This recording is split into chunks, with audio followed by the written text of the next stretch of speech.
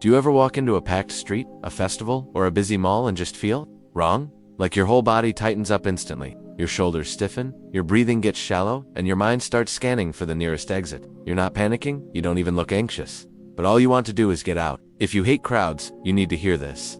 That reaction isn't random. It's not you being rude, weak, or antisocial. It's actually your nervous system doing exactly what it evolved to do, just with a little more precision than most people's. Here's what's happening. Crowds overload the human brain in a very specific way. When you step into that chaos, your brain has to process an insane amount of information all at once. Faces, voices, body movements, unpredictable paths, social rules, and potential threats. That's a massive cognitive load. For some people, that stimulation feels exciting. But for you, it crosses a threshold where excitement turns into pure stress. This difference is often rooted in something called sensory processing sensitivity. If you have a highly sensitive brain, you don't just notice more, you process everything more deeply. Sounds don't just fade into background noise. Movements don't blur together. Every single stimulus is competing for your attention.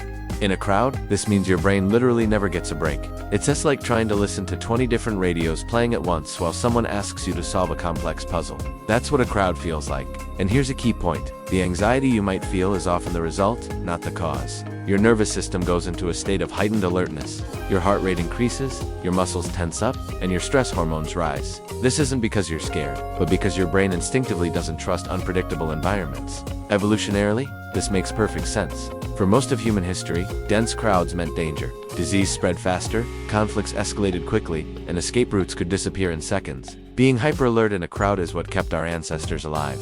Some brains just held onto that life-saving sensitivity more strongly. Modern society might label this as a problem, but biology sees it as a survival skill.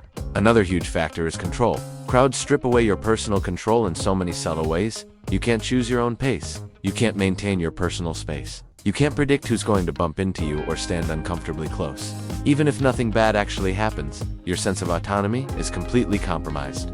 People who hate crowds often need a sense of control over their environment. They thrive on choice, structure, and predictability. Crowds violate all three of those things. You move when others move. You stop when others stop. Your body becomes just another cog in a machine you didn't choose to be a part of. That loss of control doesn't feel exciting, it feels invasive.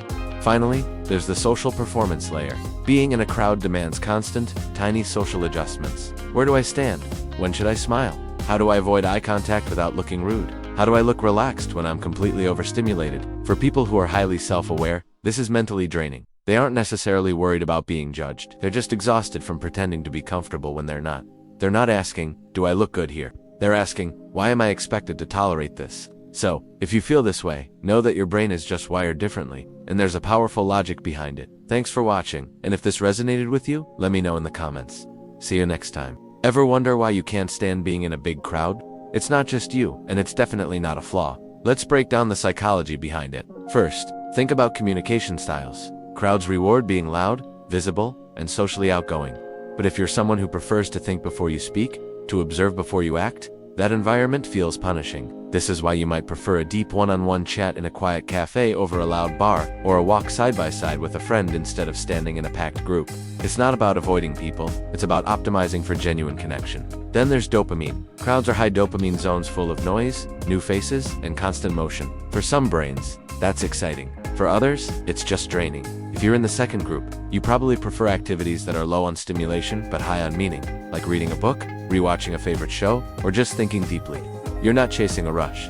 You're conserving your mental energy. Your brain isn't getting pleasure from the chaos. It's just trying to manage all the input.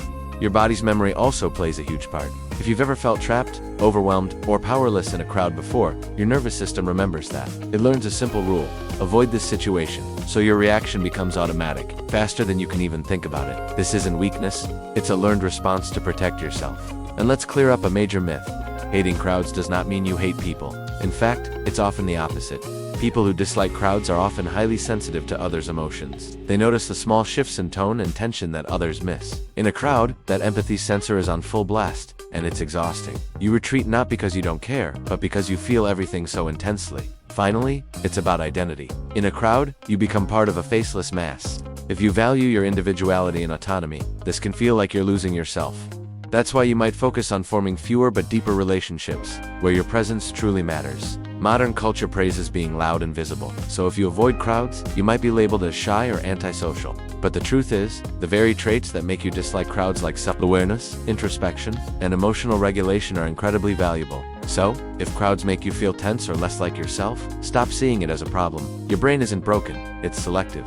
In a world that's constantly getting louder and more crowded, choosing where you put your energy isn't avoidance, it's intelligence. Thanks for watching.